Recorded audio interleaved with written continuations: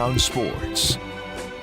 We have a treat for you today. If you are on the YouTube, you can see who we have in the building. If you're listening in the car or on the Sactown Sports app or on the TuneIn app, then you are going to understand what we're putting down right now. We are joined by one, the only Kenyon Murray. Kenyon, thank you so much for joining us. I'm glad it worked out. Yeah, absolutely. You know, in town for opening night here in Sacramento, and obviously with Keegan out, it was a good time for us to come out and see him, and we get to see all three kids on the West Coast on this little swing. So yeah.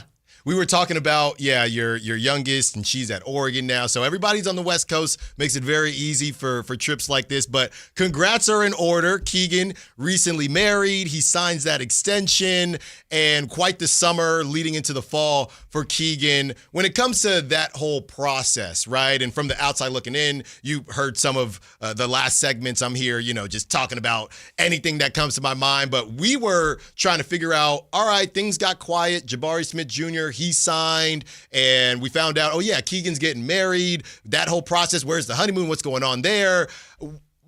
Did you have any conversations with Keegan while the extension was being talked about? Was he worried at all that it might not happen? Or did he feel pretty good? Hey, I'm going to stay out of it.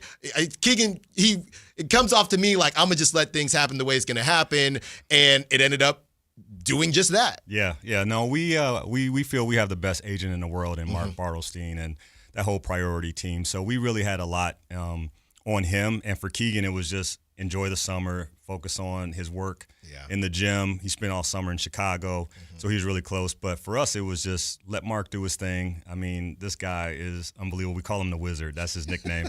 Just because he's done so well for so many athletes. And for us, it was just let's just control what we can control and let Mark do his thing. And that's kind of how Keegan approached the whole thing. So we knew we'd be in a good place. It was just a matter of kind of working through things with a new, general manager and those kind of things. They work a little bit differently. Yeah. So, and it was our first time. So I don't know anything. So I just sat back and did the same thing Keegan did. And it all worked out, man. Again, congrats. And let's take a step back. Okay, because I'm talking about Keegan, but you were just in Portland with Kris, right? Is it still surreal to you, even a couple years down the line, to say, man, I got two kids in the league doing their thing? Is it still surreal, or at this point, do you even look at it a little bit as this was the plan, right? You got Amon-Ra St. Brown's pops all at a podcast. Don't let the kids do this. Don't let the kids do that. Does it feel like this was the plan? We executed the plan? Or do you sit back and say, this is still kind of crazy? No, it's crazy. It wasn't the plan. I mean, honestly, Keegan said it, and Kris, they both have said it. The plan was for them to go to college for free. The plan was for them to get a scholarship and not worry about that. But obviously, things happen for a reason, and so we know we're extremely blessed. Like that's the one thing we talk about all the time is just how blessed we are.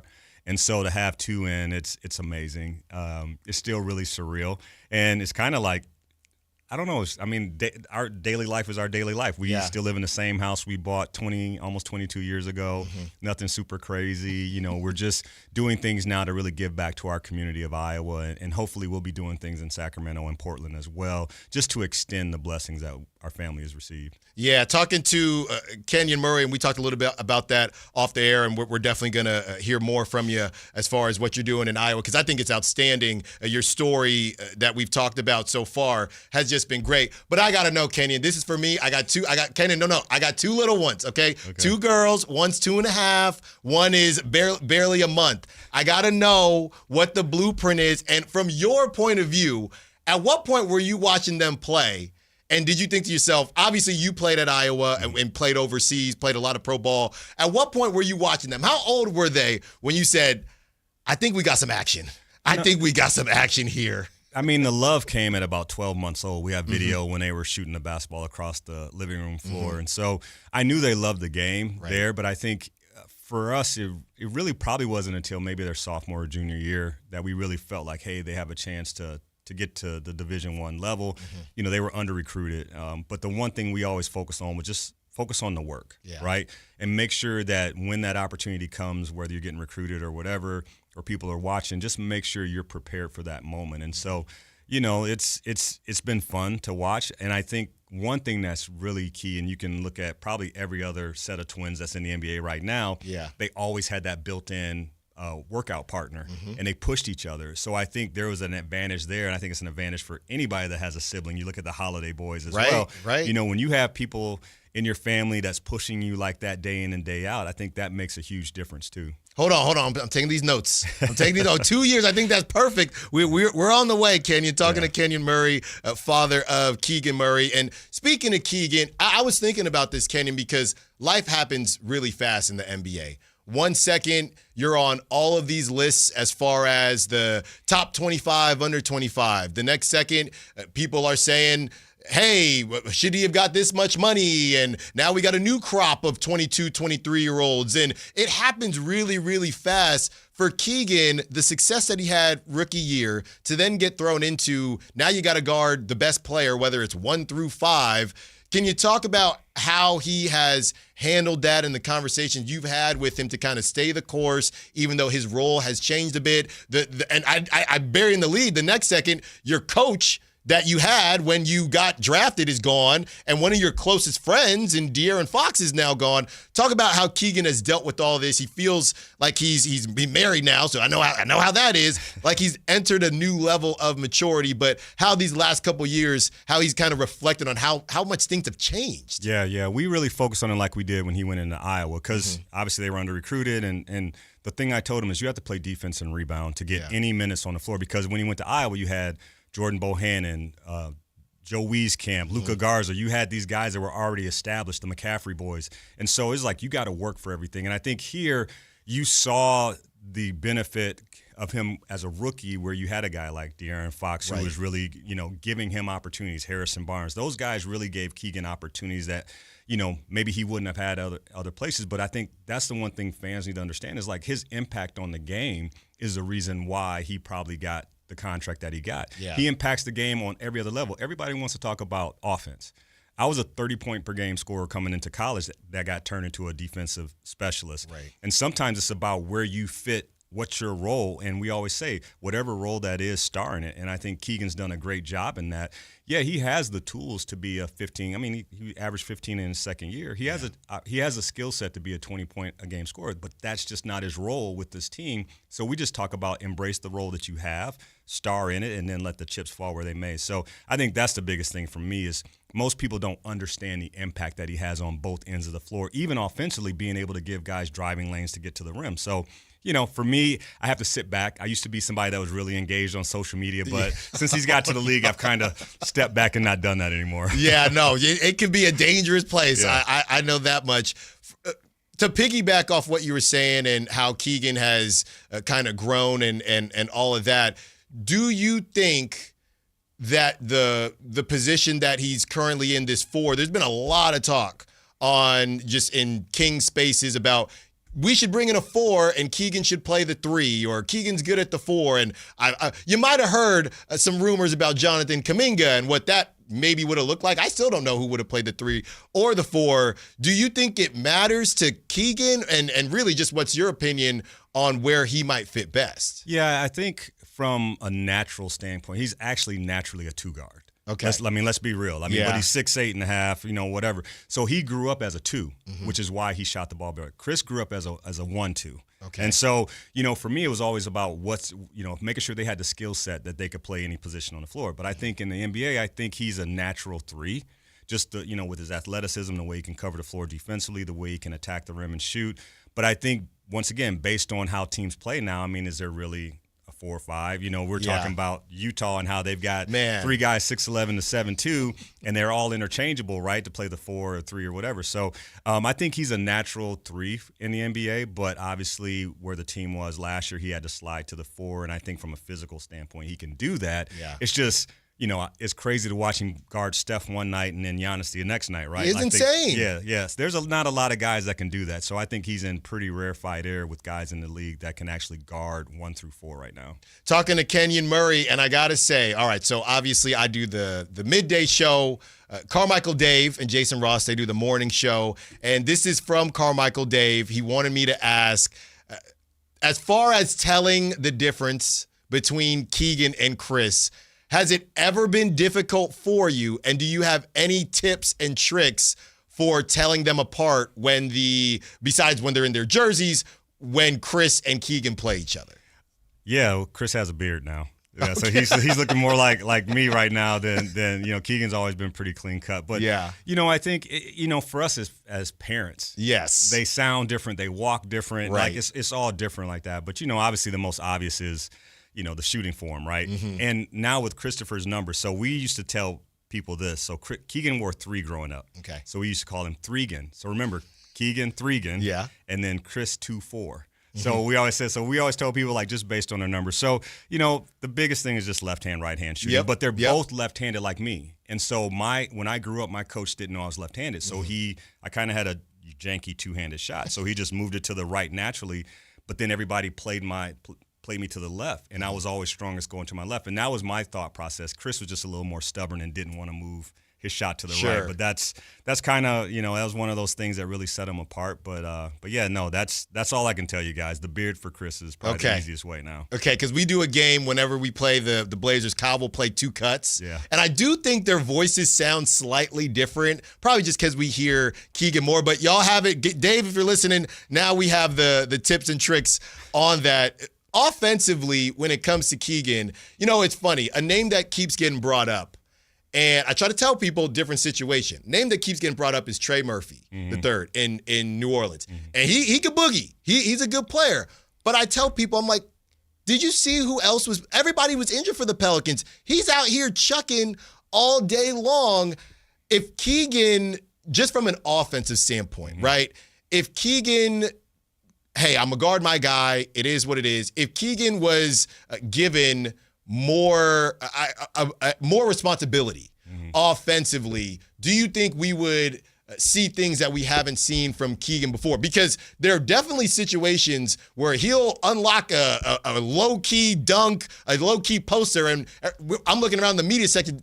Did y'all just see that? Because he's got it there. Yeah. Do you think if he was, hey, Keegan, we're trying to move you up here. Obviously, he's going to be on this new contract. Do you think there is another level that we haven't seen from Keegan offensively? Yeah, absolutely. I think, this is the best league in the world. Yeah. I think if you give anybody in this league 20 to 25 shots a game, they're going to have, they're going to score more points. Like, let's just be real. Like, they're in the league for a reason. They may not be the best 450 players in the world, but they're all in the league. So, yeah, I do. I think one of the things – and I know I'm saying this, but one thing that he's really, really good at is post-ups. Man. That's how he became a first-team All-American, was how he dominated the post. He can score left-hand, right-hand. Like, we work post moves from the time they were in 5th grade all the way up, because I say when you have that advantage. So I think there is another level, because we really haven't seen him do that. He's always done most things facing the basket, but the dude's he's got a jump hook, he's got a running hook, like all these little things, but that's what we talked about, having a complete game, and that's what he worked on this summer. He really worked on his handle.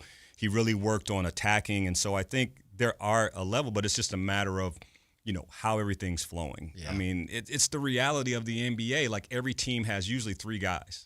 I tell kids nowadays, like, there's like 90 guys in the NBA that are untouchable. Everybody else is rotating in and out, all those other positions. So it's just a matter of having the opportunity consistently night for night. But I mean, he's around great players. I mean, on this team, there's 3-4 Hall of Famers right now. And so I think the fans have to understand what that looks like when you've got guys like that, guys that can score. I mean, DeRozan and Levine had 59 points together the other night. So the reality is there's not enough shots. No. And you got Malik coming off the bench who, so you got guys like they're just geared for that. And you need somebody like Keegan that can lock in and take the pressure off other guys guarding the other team's best player. And so that's really, I see his value right now on this team is, knock down the open shot. He didn't shoot the ball great last year, but he really ended the season really well shooting the basketball. But every single night, the boy is locked in defensively. He's getting rebounds. You see when he's closer to the rim, he gets more rebounds. He can block shots. He's a good rim protector. So I think people need to understand, which it's hard to kind of talk through an interview like this and get people to understand the intricacies of the game. But I've been doing it forever. I've coached at every level. Not the NBA, but I was minor league. But just the understanding of the value that he brings and how he helps affect everybody on the floor. I think that's his true value to the Kings. You said something talking to Kenyon Murray, pops to Keegan and Kris Murray. You said something during that answer, and I want to kind of add to it. a big thing on media day was Keegan saying, he did things differently this offseason. He, like you said, he was in Chicago, and it's so unfortunate. It's part of the game, but it's so unfortunate that he got injured. What was the mentality, or what was the feeling that you got from Keegan going into this offseason? Was it that he wanted to take his game to another level? Was it that he wanted to improve on specific things? Was it that, hey, I'm Uncle Keegs to De'Aaron Fox, but he's gone now. I'm married now. I'm my own man now. Yeah. What was it going into this offseason that I think, just flipped the switch for Keegan to say, I want to do something different, and I want to make a statement this offseason going into this next season? And at that point, he didn't have the extension yet, but we knew that was coming, things like that. What was it that flipped that switch, you think? I think it's really interesting because he said it to me between his freshman and sophomore year at Iowa. And the one thing that Fran did was kind of give him the keys. And Right. Fran did that with Kris after Keegan left. He said, I'm ready, Dad. I'm ready to lead. And the things he wanted to work on, what are my weaknesses? And so Kyle McAlarney, his trainer and agent from Priority Sports, really focused on the things that, outside, we knew that if you can unlock this, if you can really utilize your dribble, take care of the basketball, get to the mid-range, get to these spots where you can score from, that's really where it was. I think, from a IQ point, there's nobody better. Like, Right. he understands the game at a high level just like Kris. But for him, it was like, okay, I'm ready. If they ask me to do this, I want to be ready. If they ask me to bring the ball up, initiate offense, I want to make sure my handle is tight enough to do that. If they put me in the post, I can work on my, my mid-range post moves, whatever it is. He just said, I'm ready to take that step when they're ready to give it to me. It's Yeah. all about preparation, Yeah. right? Do the things so you're prepared in that moment when they ask you to do those things. So for him, it was that. But I think this last year, his maturity from the standpoint of, you mentioned it, Foxy's gone, Yeah. Herder's gone. Like, even Harrison Barnes, Harrison's an Iowa kid, so that was a great comfort for Keegan coming in. But, I think he's just matured so much in a way, and I really put a lot of that on his faith. Right. His faith has grown, so he's comfortable in who he is as a man, as a partner to Carly, as a son to Michelle and I. So he's really, really comfortable in all these other places, which I know when everything else is in alignment, you get on the basketball court and that's Yeah. easy. Yeah, that's the easy part. It's just I'm doing my job, but it's a really fun job, and it's a job that I'm better than about 99% of the world at. Talking to Kenyon Murray, father to Keegan Murray. So help me out with this, okay? In the backyard, growing up, you were outnumbered because they're twins. Normally you talk about, my son never beat me. That's what we normally hear. But you got twins. So were you guys running King of the Hill? Were you playing 21? What was the makeup in the backyard when y'all were really getting after it on some competitive stuff? Now, I tried to beat them all the time, but it was right around their freshman year when they were able to step out 2 or 3 feet behind the three-point line and knock down shots. I was getting slower, Yeah. so if I closed out, I was in trouble. Right. So it was about that freshman year where I was like, yeah, I'm good. I'm not gonna play them anymore. But it was really competitive. The only thing I did was when they made that decision, because they played baseball growing up, they were really good baseball players, both lefties. But when they made the decision and said, Dad, we really want to focus on basketball. When they did that, I was like, okay. All I ask is that the first 45 minutes in the gym you give to me. And whatever I want you to do, we do that. And we set up a routine, and they continue to do this routine. But it was in that moment where I was like, okay, now after that you can do whatever you want. So we be in the gym. I got my 45, 50 minutes. Right. We're in the gym 2.5 hours after that because they're just love of pushing each other, competing. Like, that's the thing. Like, sometimes they got pretty close to blows, when it was, But it was just fun to see them compete with each other because, they are truly realizing their dream. Michelle and I joke about it, like, if they play in the NBA for free, they really would, just because they love the game so much. And they've lived it and breathed it for 25 years, honestly, for 25 years. So for us, it's just amazing to see them live their dream. I know it's hard, and there's always going to be critics about this, that, and the other thing, but I don't care. Yeah. My kids are living their dream. Yeah. And if you can see your kid live their dream, who cares what anybody else say? No. I really don't. Yeah. I really don't, because those are my kids. They had a dream. They fulfilled it. And it's the same thing with our other 2 kids, too, with McKenna and Demetrius. So, there's always going to be haters out there about this, that, and the other thing. But you know what? My kids are, like I said, living their dream, and that's all that matters. Hold on. I'm getting these 50 minutes, okay? Yeah. Then you let them do what they want for the rest of the 2 hours. Okay, I just had to take those notes down, talking to Kenyon Murray, getting the blueprint to get your kiddos to the league. It's been a great conversation, Kenyon. One thing I wanted to talk about when it comes to Keegan, and I noticed this, it was not, I think it might have been 2 seasons ago, but the Kings were having a rough go. And there was a player-only meeting that I believe Trey Lyles initiated. He went to De'Aaron Fox and said, hey, I think we need to have a conversation trying to get these things back on the right track. The report that came out of it, was that one of the voices that spoke up in that players-only meeting was Keegan Murray. And everybody, he's people laugh because he comes off as this shy guy and things like that. And when I heard that report, right, and at that point, it was only his second year in the league, I'm thinking, okay, you got to remember to what you're saying about at Iowa. All these guys come in as the best players on their team. And when you're the best player on your team, a lot of times that leadership responsibility gets put on you, whether you're a talkative person, what outgoing, whatever. Yeah. So they all kind of have it in them. Then when they get to the league, it kind of turns into, okay, what happens next? If you are an undrafted rookie, maybe you don't get looked at the same as if you're a 4th overall pick. Mm-hmm. And when I heard that, I thought, you know what? We're talking so much, and obviously De'Aaron was on the team at that time. We talked so much about who's the leader on this team, and that kind of gave me a little footnote to keep in mind as we get a little down the line. Now, no De'Aaron Fox. Keegan is on his rookie extension now. And, Domantas Sabonis is still there, huge leader. You got these vets. We don't know how long these vets will be on the team. Can you see Keegan starting to step up? And is it maybe an understated part of Keegan's game, that leadership that he can bring to a team? Yeah, I think so. It's one of those things we always talked about, let your play speak for itself, right? Mm-hmm. It's always going to be a player that is going to let his play speak for that. But I think it's part of that maturation, too, that he's able to step up and understand. It's like, dude, this is your 4th year in the league. You've earned the right to talk. And I think that part of him, will make him even a better player and a better leader as he goes forward.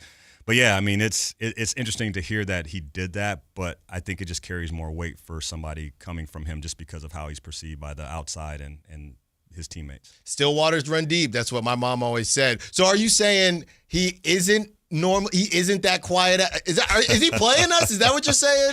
No, he is. He chooses his time to speak very, he's very tactical with when he says something. He's, he'll throw a little jab, whether it's at me or his mom or especially his sister. Like he really jabs her all the time.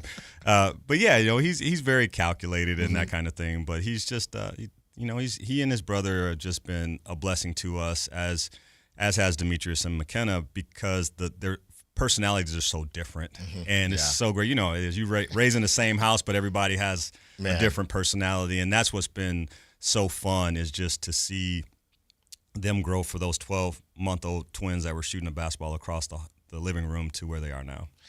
I got the blueprint. I hope you all have it too. I've been writing all my notes down. Kenyon Murray, this has been incredible. I wanted to give you because I know that you have a podcast that's great stuff, and I'm excited to check it out and some of the awesome things that you're doing in Iowa. So I wanted to give you a second to tell everybody where they can find you, what you're doing in Iowa, and give a lay of the land to what the Murrays are doing. Yeah, like we were talking off air, like it's been such a blessing. We know we're blessed, and so with blessings there comes a responsibility to take those and share them, and that's what we're really doing. So my podcast is the Leave Your Legacy Show with Kenyon Murray, and we really focus on stories of people that are impacting their communities. It doesn't have to be an NBA player or an athlete in any respect. We're telling people's story because it doesn't matter who you are, where you are, what you do. There is someone looking to you for leadership, for guidance, and so you are leaving a legacy for someone, regardless if you feel that. And so that's really what the show is about, is all these people impacting the world in a different way. And for us, we established our family foundation, the murrayfoundation.org. You can check it out there. But we're building a facility, basically a resource hub.